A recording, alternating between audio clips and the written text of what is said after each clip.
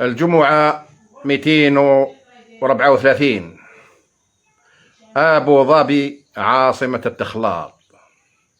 يقول الحق عز وجل بعد أعوذ بالله من الشيطان الرجيم: يا أيها الذين آمنوا إن تطيعوا فريقا من الذين أوتوا الكتاب يردوكم بعد أيمانكم كافرين وكيف تكفرون وأنتم تتلى عليكم آيات الله وفيكم رسوله ومن يعتصم بالله فقد هدي إلى صراط مستقيم. قبل هجرة النبي صلى الله عليه وسلم إلى المدينة كان اليهود يشعلون نار الفتنة بين قبيلتين الأوس والخزرج، وعندما يتقاتلون يبيعون لهم السلاح، يأخذون أموالهم وأراضيهم. وعند هجرة النبي صلى الله عليه وسلم أخى بينهم فأصبحوا بنعمة الله إخوانا، فغاض اليهود وانقطع رزقهم اللامشروع وخبثهم ومكرهم، فقام شاعرهم شاس بن قيس اليهودي يلقي شعرا يذكرهم بآخر حرب دارت بين الأوس والخزرج، حرب بعاث قتل فيها صناديد القابلتين،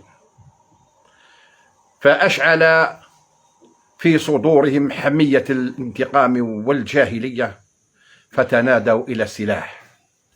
فبلغ رسول الله صلى الله عليه وسلم فأسرع إليهم مخاطبا: يا معشر المسلمين، أبي دعوى من الجاهلية بعد أن هداكم الله إلى الإسلام. فعرف القوم أنها دعوة جاهلية وأنها من مكر وخبث اليهود، وأنزل قول الحق عز وجل: يا أيها الذين آمنوا إن تطيعوا فريقا من الذين أوتوا الكتاب يردوكم بعد إيمانكم كافرين.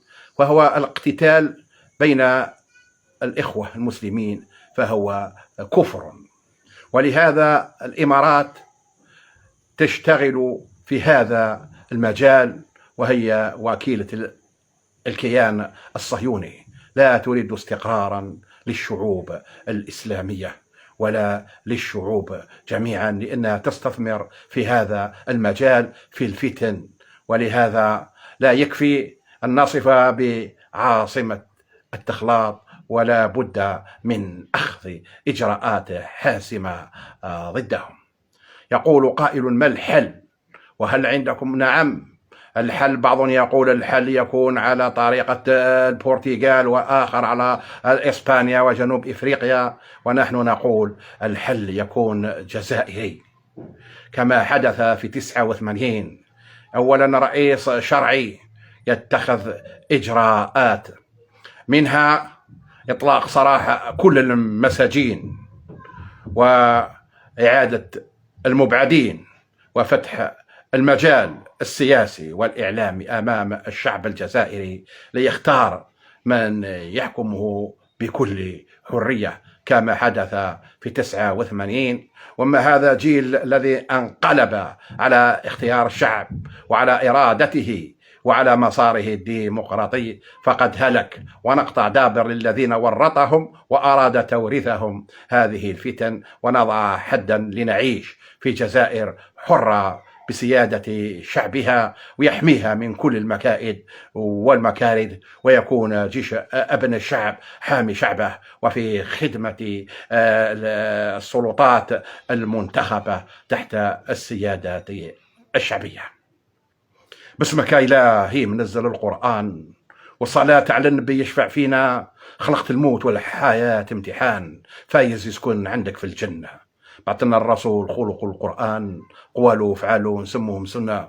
من حارف على الصيراط يقودوا شيطان ويسافر معاه في طريق اللعنة. شهدانا كلهم كانوا شبان، صلوا جماعة يدعو مولانا. أشد على العدو بيناتهم حنان، احتضنهم شعب صان الأمانة، مجاهدين رجال تسلحوا بالإيمان، اللي استشهدوا عليه مفروض علينا. قالوا لنا استغلال فيه خدعة الأمان، ولنا نصفقوا للخيانة. داروا مجلس يشبه برلمان، عطلوا شرع الله رؤوس الفتنة، قالوا ما يصلحش لهذا الزمان، ديروا ميثاق تخطيط يدينا.